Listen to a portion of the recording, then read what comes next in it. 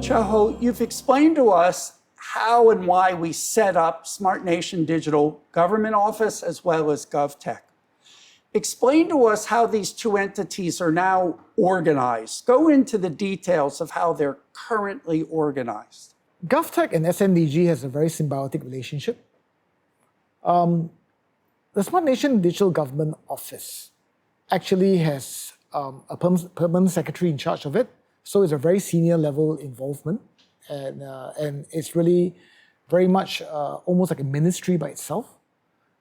And under the PermSec, there are really two very senior positions. One is the Deputy Secretary in charge of policy, and my role, which is the Government Chief Digital Technology Officer role, which is really more in charge of technology per se. The office is quite extensive, as we talk a lot about policy, but it goes beyond that. It's essentially coordinating as well as pushing the concept of functional leadership for Infocom and ICT and smart systems, basically. So we are the ones, and my role is also the head of profession for ICT and smart systems for the whole government. So the office actually has extensive reach across the whole government, both in terms of important strategic projects, the policy dimensions, and also quite the data dimension, which we'll talk a little bit about later on. And I think quite important also is the talent dimension, yes, which is our ability to build the right talent base, to build the pipeline of good technical people within the government itself. So the coverage is actually quite extensive. Now that's Smart Nation Digital Government. We kind of operate hand in glove with GovTech, whereby GovTech is more, as we call it, more an implementation agency. So a lot of the more engineering talent are actually within GovTech itself. And GovTech really has three large parts, basically. One is products, and I'm still the Deputy CEO in charge of the entire product dimension. And in products itself, there's really two big groups. There is what we call product management and product delivery or product engineering. And the product management is basically really a bunch of products that we'll talk about in detail called strategic national products, which we'll talk a little bit about later on. And each one of them has a product management group. As far as the product engineering group, there are really 5 what we call capability centers, consisting of government digital GDS services, which is application, very much digital application. We have a group that focuses on data science and AI, which is a very important group also. We have a group that focuses on sensors and IoT, which is really more the physical instantiation of digital technology. And then we got 2 other groups which are also very, very important, which is one on cybersecurity. And as you would know, cybersecurity kind of underpins everything, right? And the last group is infrastructure, which again is both data centers as well as cloud. Again, yes, it kind of underpins everything again. Well, you just explained how GovTech is currently organized. No, but there's more than that. There's only one group. Huh? Yes. Because GovTech is more than 3,000 people. Yes. There's another group which is also very important. It's called services. Why is it services? Because this group of people consists of teams that operate the technology for nearly 60 agencies within the government. So they run technology and they provide the CIO, they provide everybody that runs technology for these 60 agencies within the government. So we're talking about more than 1,000 people distributed across the whole government, and they're on the ground. Very important bunch of people. Embedded into those ministries and agencies. Exactly. Yes. The third group is actually focused on governance, right? And that's just as important, right? Governance and we call it governance and cybersecurity because there's cyber operations part. So they run the governance, cyber operations, etc. So that's another group focused on that. So those 3 big groups actually form GovTech. Right. And it's very extensive throughout the whole government. So let me see if I can replay this back and tell me if this is correct. The governance and cyber policy people are doing policy-like work, but very specific to GovTech No, for the whole government. Now, let me explain that a little bit. There is an agency called CSA, which is Cybersecurity Agency. Yes. That is a national cybersecurity agency. A separate unit of government. They are really the cybersecurity agency for 11 sectors across the entire country. Right. Financial services, energy, healthcare, etc. Right. Our critical infrastructure sectors. Yes. Government is one of the sectors. Yes. And the government sector is run by GovTech. I got it. For the whole government. So in cybersecurity, this is one where it's so important. There's an entirely separate standalone government unit that's the horizontal. Exactly. But because government is one of the critical infrastructure industries, you have to have your coordinating capability to work with the horizontal. Exactly. Yeah. Okay. So there's the people doing governance as well as the cyber security work, both policy and technology. Right. The cybersecurity people work with this special horizontal called Cybersecurity Authority. Right. Right. You have a large number of people embedded in the ministries. The people embedded in the ministries, are they doing development work? Are they doing operations work? Are they doing a mixture of the two? They are doing a mixture of two.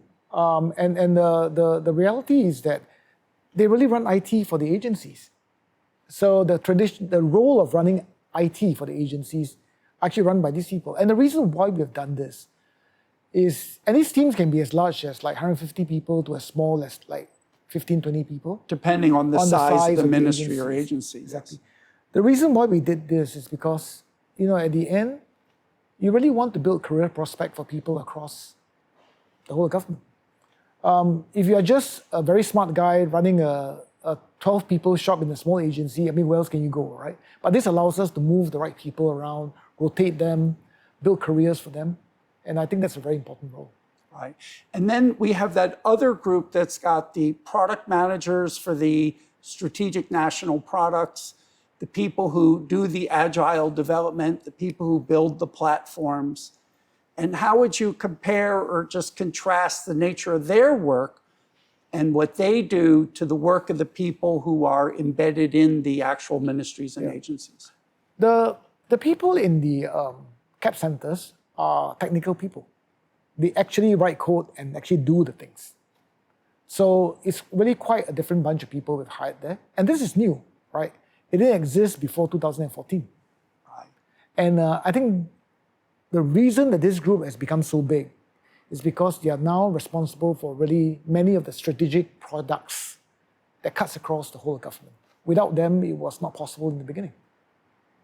Do you have some people who move between these three main parts of GovTech? Can you give some examples of that? Not individual people, but just stories of how people might move across. We try to keep the movement as porous as possible. Yes. And the reason is because I think we all benefit from learning from different parts of it. And for a high potential person example, it's really good to really learn the whole lay of the land. Because the skills that you develop in each part of each of these divisions are really quite different. Yes. Right? Not everybody does that, of course, but we do encourage people to move around. Because I think if you really want to grow and become a very senior leader within GovTech, I think it's important to understand all three parts really well.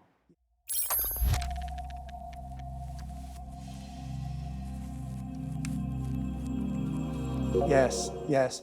Now, you just explained in a nice way how GovTech is currently organized.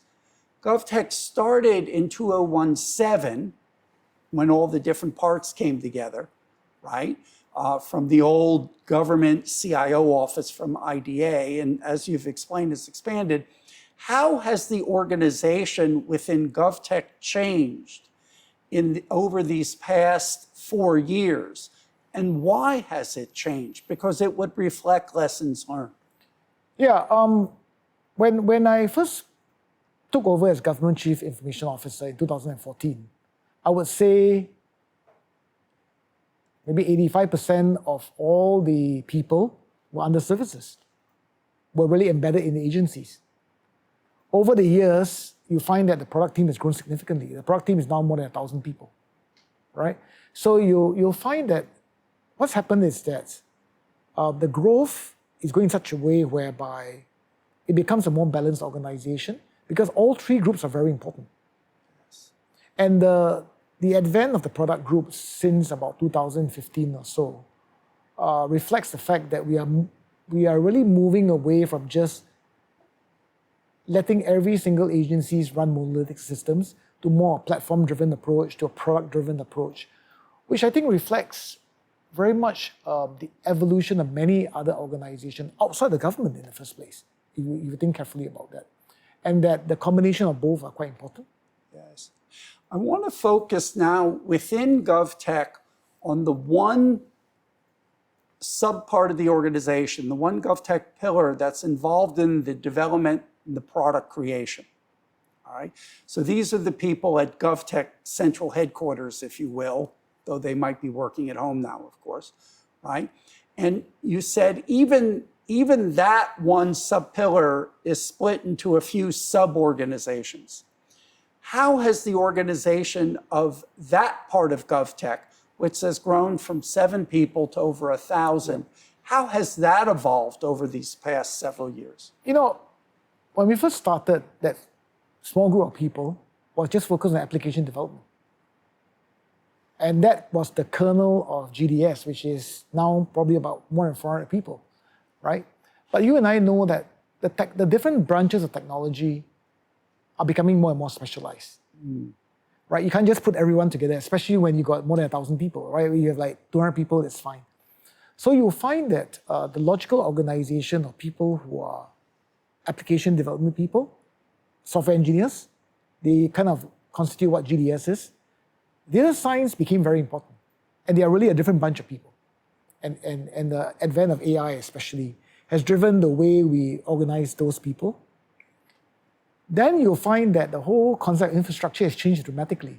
It used to be the past whereby infrastructure means running data centers, but that's not the case anymore. I mean, cloud is such an important part of infrastructure. And so that group kind of grew by leaps and bounds too. Then comes a very interesting part, sensors and IoT. A lot of people think of sensors and IoT as physical things like robots and all that stuff. But the most important part of sensors and IoT is actually the software part. Because today, many of the actual devices are commodity. We buy them. Yes. What makes it work is really the firmware in there. And what you do once you get the thing that the sensor is sensing. Exactly. Yes. The data that comes. Now here comes the important part, right? You find that even though they are organized as 5 different capability centers, they interact a lot together. Most products or projects require more than one capability center, right? You might want this group of guys to develop software for you. So what do you do with the data, right? These guys will do the data engineering for you. You might then want to use sensors to collect data, for example. The data goes back to the data science people to do the analysis, for example, which then feedbacks to the application people to build the applications for it. So you'll find that all these capability centers are intertwined, even though they got very strong specialization. And that's the nature of technology today. So these 5 capability centers you have within GovTech, where you have your own expertise, right? Application development, infrastructure, data science and AI, cyber and sensors and IoT. Do you envision that partitioning or that type of organization to stay the same for the next 1 or 2 or 3 years? Or do you sort of have an inkling that might even shift as the world is changing? You know, we kind of like progress with the world. So for example, if one day you find that maybe modeling and simulation, for example, could be another big area that comes up, well, you could create another capability centers. We never know. For example, like AI by itself, if it gets big enough, it might be partitioned away from data science. So I think we are very malleable. We are willing to try. And we're going to progress together with where the rest of the world is going. For the foreseeable future, it seems this is a sensible way to organize. Exactly. And just like everything else in the spirit of what this group is about, you learn by doing. Exactly. And the thing is that the interaction between those groups are going to be very important going forward. I don't think there's one single product or project that's just going to rely on one.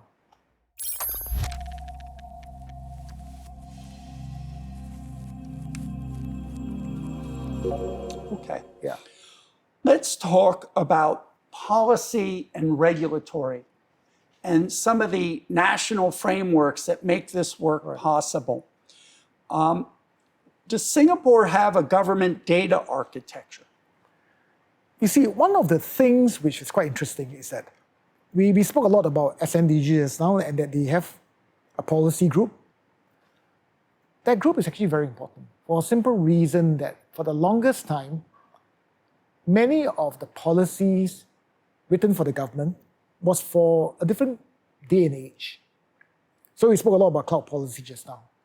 Data is just as important. The use of data today is so different from the past, right?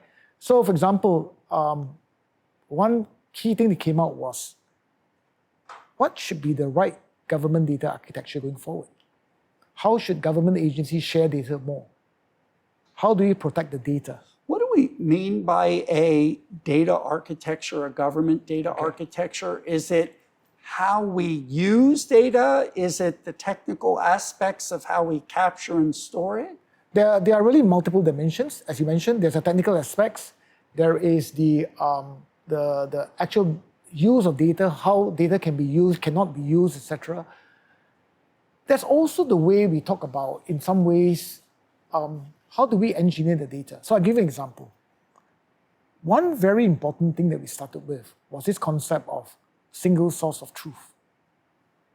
Now, government being such a big organization with like 100 agencies doing different things, data is essentially fragmented. That's life. Of course. Right? Yes. We probably collect 15 different or 20 different addresses from you, because every agency can use to collect addresses from you. But what is the single source of truth? There's only one. It should be one. It shouldn't be like 15 or 20 or 25. And that's when we started designating at a field level, actually, where the single source of truth should rely in and who should manage it. Because data ownership is very important. So for example, your official address is owned by ICA, which is the Immigration and Checkpoint Authority. They own this thing. When you move somewhere, you update them. And once you update them, they should propagate to the whole government. Now that's very very powerful. important. Now, Yeah. obviously, any government that can get that to work, it solves a myriad of issues. So who designates, or how does it come to be designated that a particular ministry or agency is the single source of truth? Where does that policy get set? There is actually a very high-level committee called the Government Data Steering Committee. The Government Data Steering Committee. Yeah, that actually goes through this Yes. and approve all these things. Now, it might seem to be something very trivial, but actually it's very important. The moment we can clean the data, we can really understand where the data is flowing, then comes the technical part. Well, like most things, if there's ownership and accountability, Exactly. things happen. So there's a lot of this discussion about, should we centralize data or should we leave data to different agencies?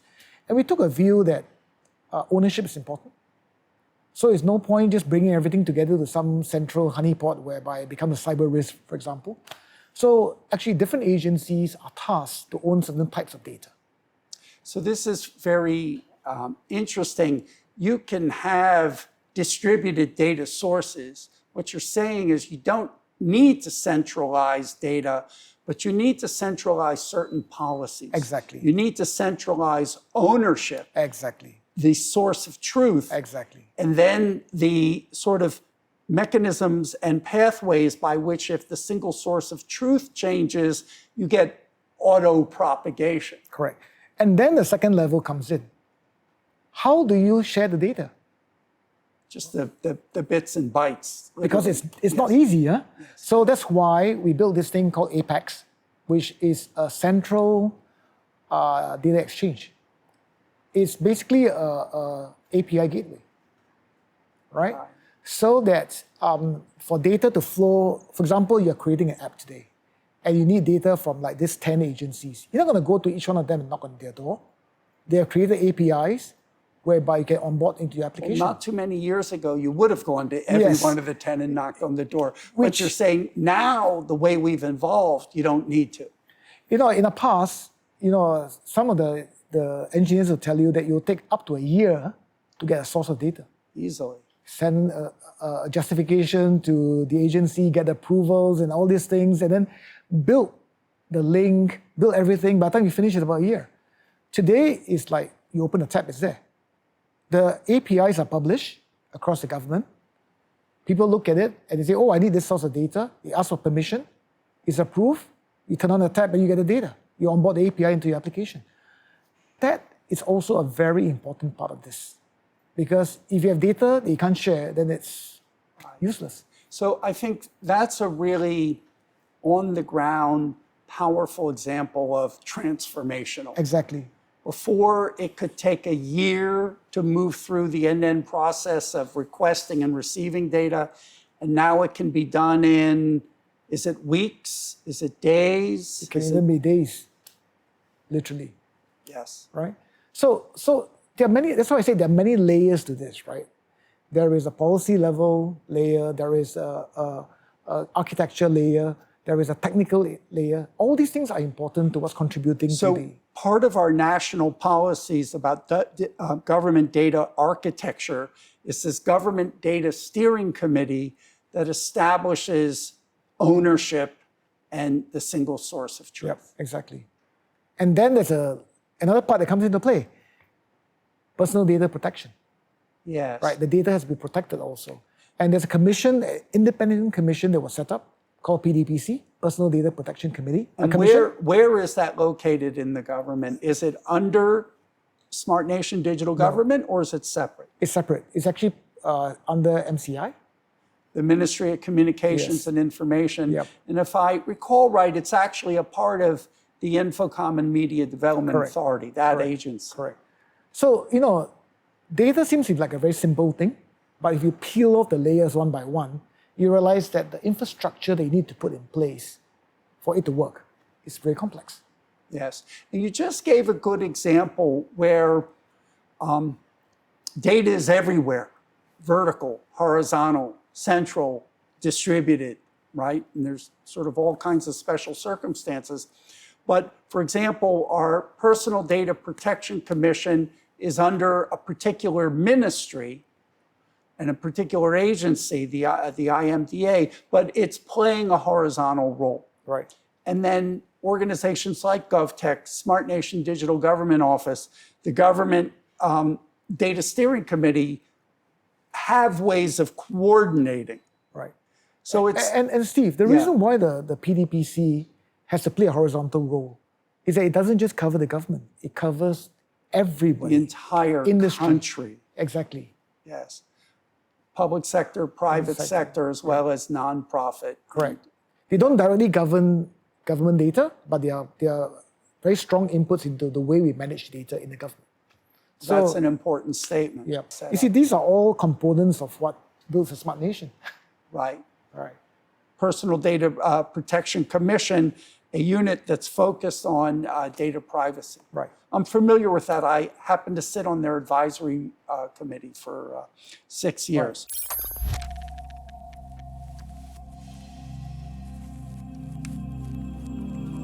All right.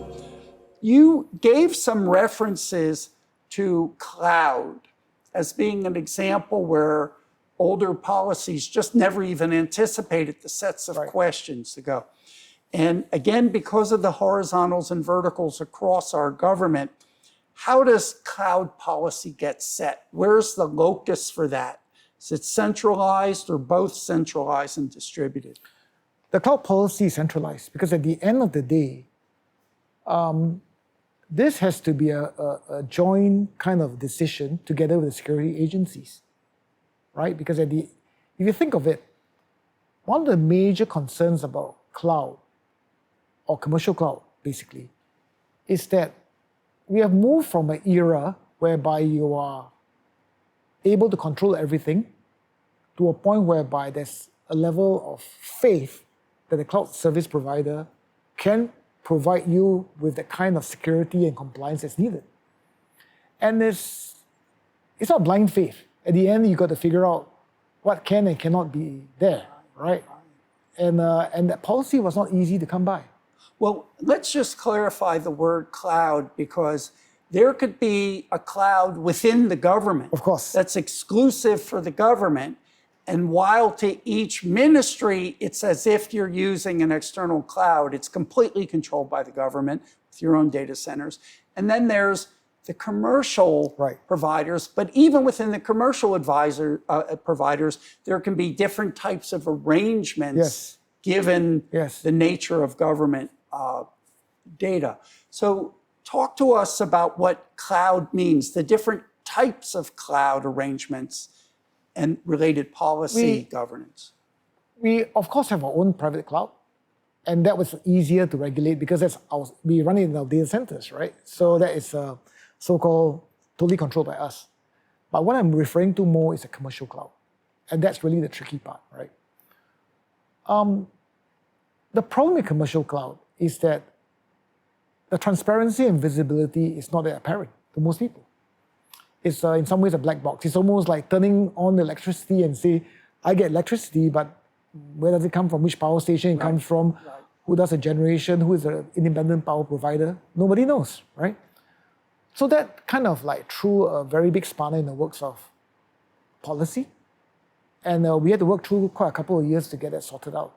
So, but let me go back and ask a key question here. If the government has its own internal private cloud, so from the point of view of a ministry, it's a cloud provider, and it's all within the government. That's fine. Everything is understood, locked down. Why do you feel it's important to still have the ability to use commercial cloud? You know something, I think there are three things in commercial cloud which no organization can ever achieve. One is scale. We're not talking about 300 racks, 500 racks, we're talking about literally, these guys are big, right? And because of that, the efficiency and the cost, or even the whole sustainability agenda, right? The efficient usage of power, for example, it's just unbeatable. You can never beat Amazon or AWS basically on that. That's number one. Number two, which is something that I think a lot of people don't emphasize enough, is that we use the cloud not just for the infrastructure. We use it for the ecosystem. The number of services that the commercial cloud provides, external services. So explain what we mean by services there, more than just the hardware platform. In the past, when you build an application, you code every line. Yes. Right? You build everything from scratch.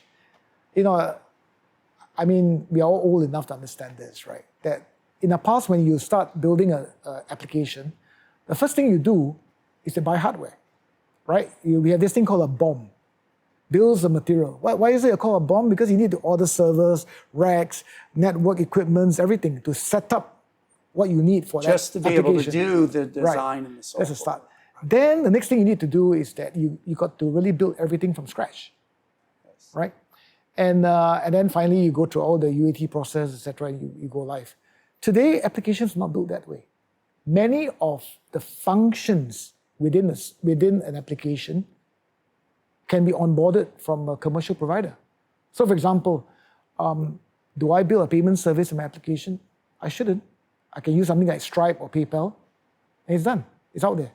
Yes. Right? Do I need to do a communication system for myself? No, I use Twilio, for example. Well, there's an important subtlety here, because if you're an application developer, even without commercial cloud providers, you have code libraries. Libraries of code that you can draw on. But you're talking about higher level services. Exactly. Full functioning services. Right?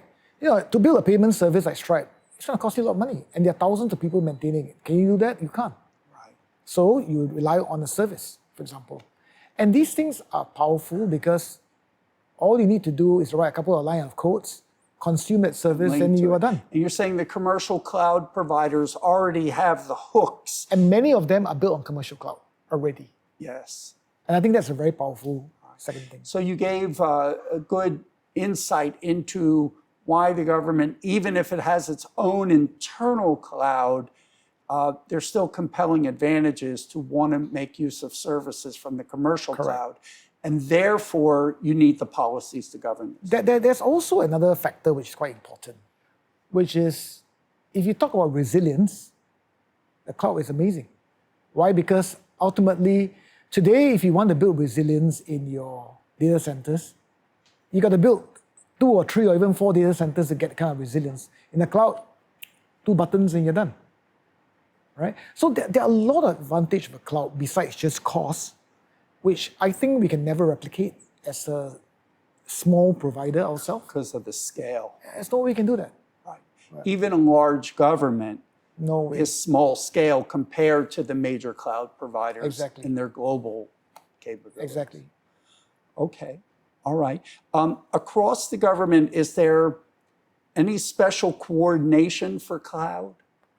We actually have a central group within GovTech that kind of coordinates the overall purchasing as well as the architecture behind the cloud that we built, so as to make it simple for agencies to onboard. Right. So the cloud that we build here has multiple meanings. The cloud that we set up internally, the government cloud for certain kinds of applications, as well as the cloud that we quote unquote build through relationships with external cloud providers. It's more than relationship, Steve, Yes. because at the end, when we came out with the cloud policy, there were a couple of requirements, right, for the use of commercial cloud. And it's not one size fits all. So certain workloads will need, for example, data residency, for example. That means the cloud has to be based in Singapore, has a region in Singapore, for example. Now, these things needs to be enforced. So it could be a commercial cloud provider with the proviso that the data is here within the country. Yeah, correct. Yes. But that's not for everything. For the lesser sensitive application, it's not important. But for the more sensitive application, it could be important. Yes.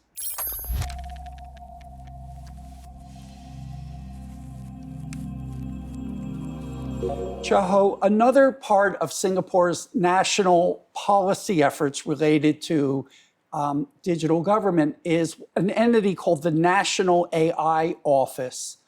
First, why does an office have to exist that's specifically focused on national AI issues? Can you explain what that is and its role in the Smart Nation and Digital Government Office? You know, AI is a very interesting technology.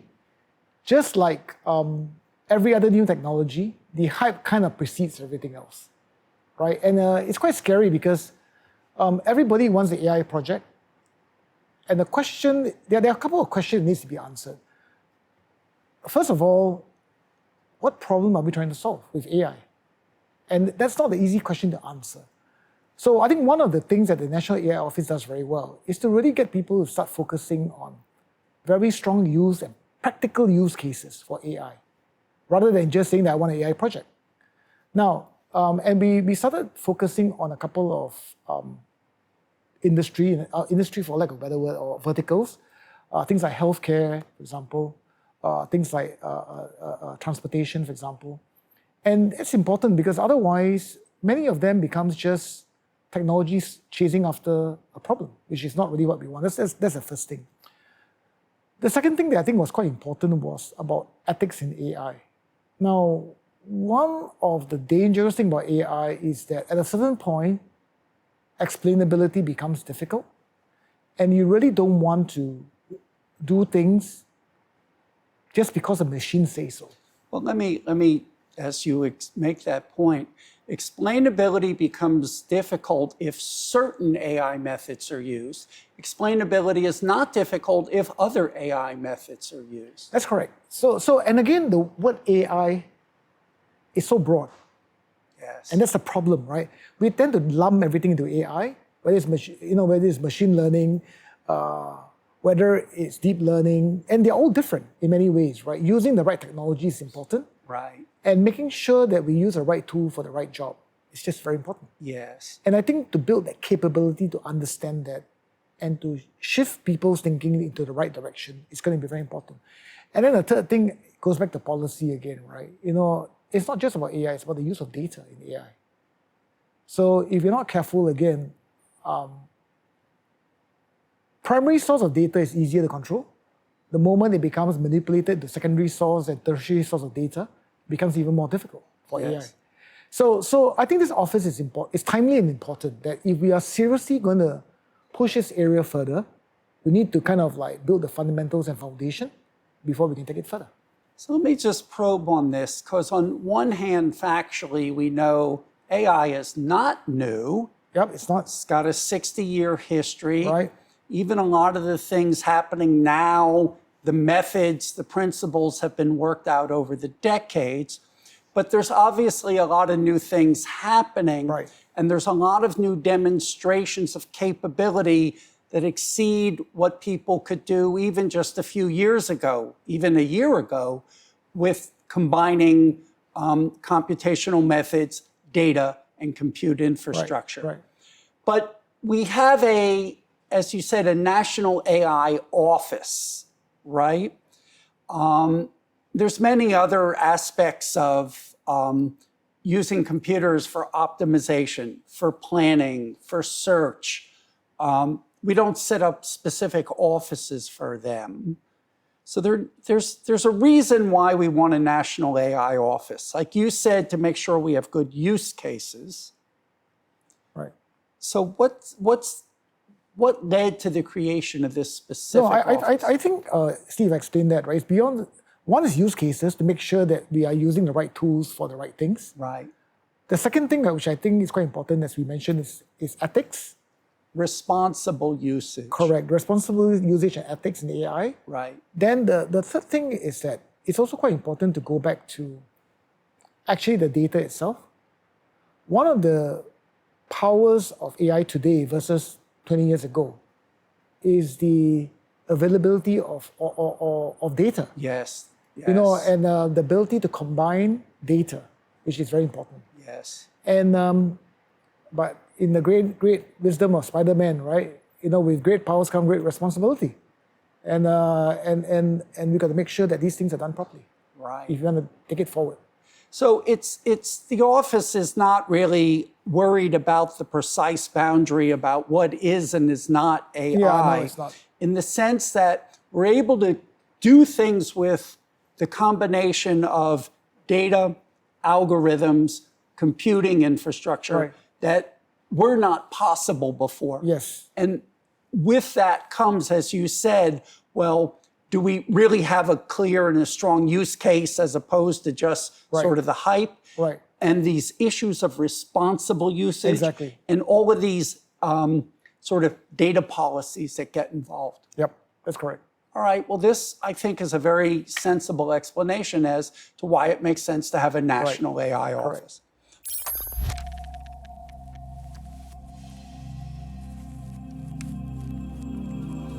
All right. One part of the national strategy related to digital government are what GovTech refers to as strategic national projects. And there are a handful of them. First, could you explain the importance of strategic national projects as a policy instrument, and then what they are? Yeah, you know, there were a lot of discussion about it in the past, whereby, you know, for Singapore as a country or as a government to become digitally enabled, there are certain horizontal foundations that needs to be done. And one of the key ones that started with was national digital identity. Now, it sounds very simple to say, let's create a digital identity, but you know, it's a lot more complex than that. And it has to be pervasive, right? It has to be trusted, it has to be pervasive, it has to be used by everybody. It has to have the security considerations that make it safe. So there are really a whole bunch of things in there. And actually, even with identity, I know I've been here 21 years. I'm what's called a permanent resident. But we have citizens, we have permanent residents, we have a substantial portion of our total population who are neither of the above. They're here on long-term work permits of one type or another. So when we say identity, what set of this potential total population are we Of talking course, about? we start with citizens and permanent residents. That's a Yes. starting point. But it's not just individuals, right? It's corporate too. Don't forget that, right? So the NDI program isn't just about citizens. It's also about companies, Entities. companies. And the reason why it's important is, again, identity is not just about saying who you are. It's the entire end-to-end, right? It's about identification. It's about authentication in the right way, with the right strength of authentication. Who has the ability to access? Yeah. Yes. Then it's yes. about profiling. It's about the Yes. fact that you own certain data. How do you profile you? Right. Right? It's about verification. Yes. Right? And this continues, right? So the entire family of products are almost like the foundation of the digital economy. And if we don't do it well, it kind of like, we're not able to progress. And that's why we kind of like made it, and this is not done by a group of people. This is done by the Interministerial Committee, who kind of designated as a strategic national project. But that's a very powerful insight, that it's identity of people as individuals. It's also the identity of entities as various types of organizations. Correct. Because they're all interacting nationally with the government for services. Correct. And this, the way we kind of structure this is that the entire identity infrastructure can go very deep, right? For example, the identity can be used as you as a citizen. So the concept of what you call context is important. It can be identity. Stephen Miller is a permanent resident or a citizen. These are all the profiles. I can be an employee of GovTech. I got a whole bunch of contacts as an employee of GovTech. Right. I can be a member of certain committees. So, ultimately the whole, in a tech term, we call it IAM strategy, identity access management strategy, can be very pervasive. And this is really the foundation of anything digital, if you ask me. Okay, so that's one important national project area, national digital identity. What would be the next national project? The other thing that came up maybe like about 5-6 years ago was that, and it goes back to our discussion earlier, people don't want to deal with government as a fragmented entity. People like to look at government as one government, which means that if I go to the government and if I interact with 5 agencies, I really am not interested to go in to look at every agency to figure out what to do. And especially if each agency tells you, well, I don't totally own that, go talk to the other one. You get a runaround. And you get that runaround, yes. Now, the other thing that we found that was quite interesting is that most citizens don't deal with government on a regular basis. I mean, you ask yourself, right? In a year, how many times do you touch the government services? Not a lot, but at certain moments of your life, you will. So for example, giving birth to a child, for example, right? Significant moment of your life, you need to register the childbirth, try to claim some benefits from the government, register the child for school, for nursery, school, etc. All those things today, in the past, were separated. You go to this agency to do this agency to do something else, another agency to do something else. Now, you really don't want to do that. You really want a one-stop shop. I have a child, these are 7 things I need to do, give it to me straight. And that's why we created this thing called Moments of Life. And the idea of Moments of Life is to really take a one government approach and take what we call the outside-in approach. Regardless of what each agency does, when the moment arrives, how do we bundle these services together so that as a citizen, you get the benefit of interacting with one government. And we kind of curated like about 14 moments of life, all the way from cradle to grave, literally, Yes. to a point where bereavement, when a person dies, what happens, right? And these things are all very important. And so that became, again, a strategic national project because we wanted this to cut across the whole of government. This cannot be done by one agency, it's be done by many agencies, and it's be led by 1 or 2 of the so-called lead agencies as we go forward. And it obviously connects with people's lives Exactly. because there are moments that everybody has in their life. And Steve, the funny thing is that when we did that for citizens, we also did that for businesses. So starting a business, running a business, growing a business, going international, even sunsetting a business. I'll give you one example. When you start a business, what do you have to do? You register a business. Then the next thing you realize that, oh my God, I need to get all the relevant licenses. Let's say I start a restaurant. You need many licenses. Fire safety license, food hygiene license, a whole bunch of stuff, right? Again, before this, you have to go to probably like 8 or 9 agencies to do it. Each time you fill up a form, it frustrates the heck out of you. Repeat the same information. Why do that, right? So in that sense, there's also a MOL, or moments of life of businesses, as you go forward. Yeah.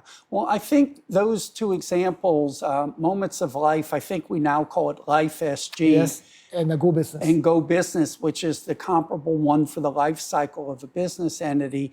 They're very tangible examples of what we mean by digital government. Right. It's not just supporting the efficiency of an office-like worker who works for a ministry, Right. but enabling things for people who have to make use of government service.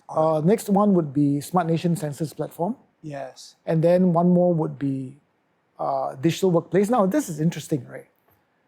Why do we need digital workplace? Because if we want the government to be digital, the employees have to be digital. So if you don't have a workplace that's digital and that everybody live and breathe digital technology, it will just be a side kind of a conversation. It will never be the main target. Yeah. So that's just as important. And then finally, we also have this Smart Nation. We got this project called Codex, which is about the tech stack. But in the next section, we'll go in a lot more detail.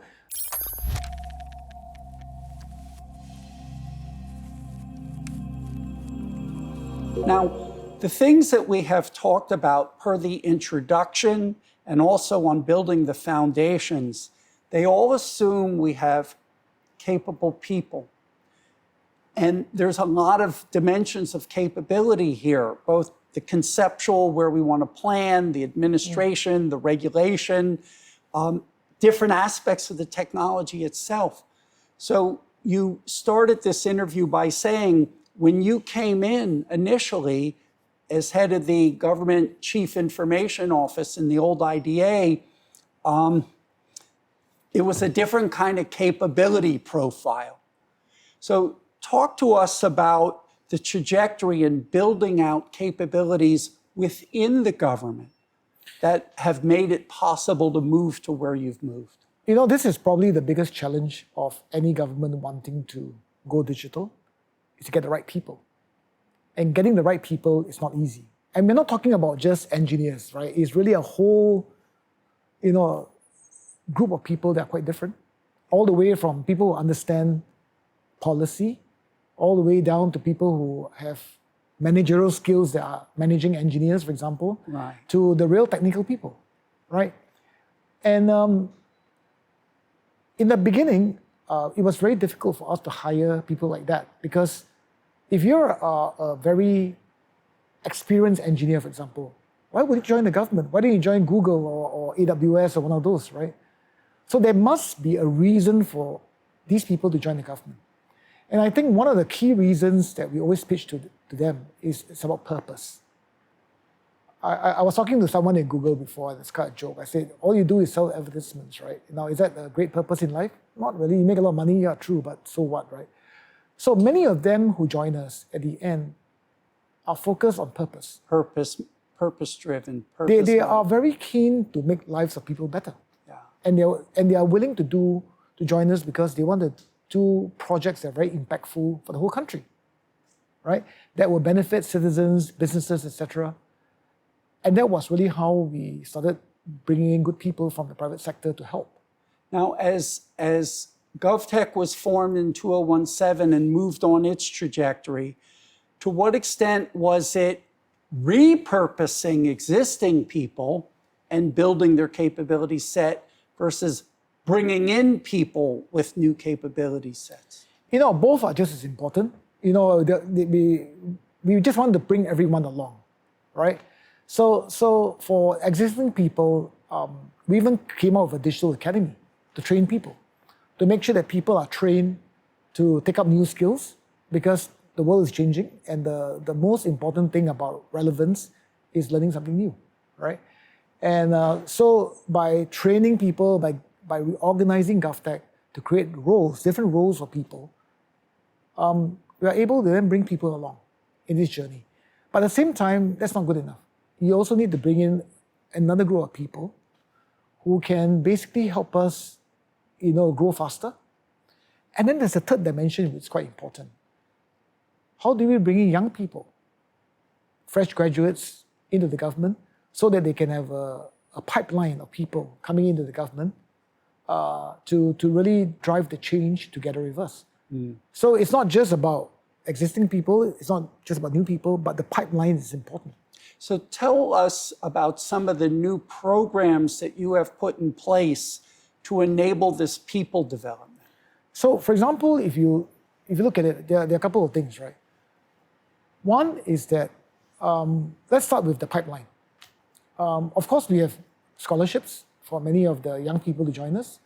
We also created a technology associate program about 7 years ago. I think we are now in the 7th batch already. And the idea is to bring very, very good people from the university, fresh graduates, go through a program for 2 years with us, and then they move into the agencies or to the product groups, basically. And the idea is to really give them a very strong foundation in technology, get them to practice, get them to hone their real engineering skill in the first couple of years before we move them into their relevant jobs. So it's a curated program where those first 2 years are designed to have some special technology depth experiences. And then they'll fork out to one of the different parts of GovTech. Right. Yeah. So and we also have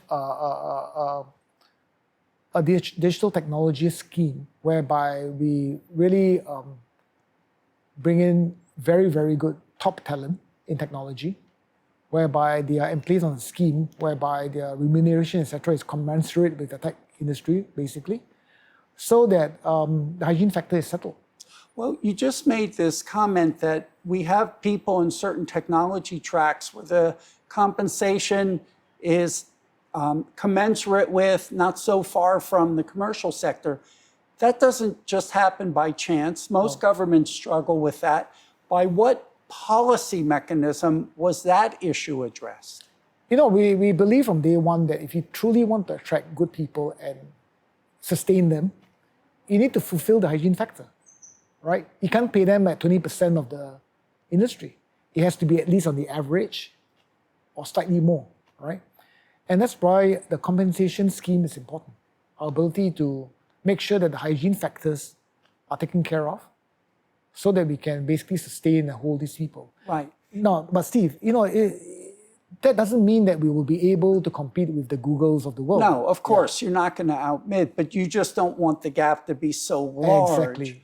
So if they're purpose-driven people, if it's close enough, it's good enough. But having a little bit of background about the Singapore government, things like these salary scales are often controlled centrally by the civil service. So there had to be some coordination, of course, between Smart Nation, Government Office, and GovTech with the part of the civil service that deals with salary schemes. Of course. And were there, in fact, these kind of interactions? Of course there was. So this is how, behind the scenes, this enablement happened. Exactly. Yeah, and then and then what we did was that we kind of like split the career path into 3 paths. We call it technology managers, technology leaders, and technology specialists. Now, why did we break it this way? In the past, there was really no career track for a specialist, for someone who is very deep tech. Because for most civil servants, it's how big a team you run, etc., etc. Managerial, administrative, kind of stuff. Right. And that kind of let many of them fall through the cracks. Yes. But if you don't have a proper scheme that allows people to grow technically, if they want to, then you'll lose all these good people. So we have a scheme that's focused very much on what we call technology specialists. Then we got a scheme that's focused very much on technology leaders. People who have strong tech background that over time starts running product teams, running engineering teams, etc. We need a scheme for that also. Right. And then we got another track, which is called technology managers. Now, whatever you say is still the public sector. You still have to deal with policies, you still have to deal with the bureaucracy, and there's nothing wrong with that. Which means that you need a bunch of people who can understand technology enough to translate it into policies, to translate that into plans for the government that the rest of the bureaucracy can embrace. They know how to work with the Ministry of Finance. Correct. They know Yes. how to work with all the different government agencies. So you need all kinds of people to make this successful. One group alone will fail, Yes. ultimately. And within GovTech, you specifically have taken the measures to get these different Correct. career tracks. Correct. Was this there right at the outset in 2017 when GovTech launched as an entity? It was before that.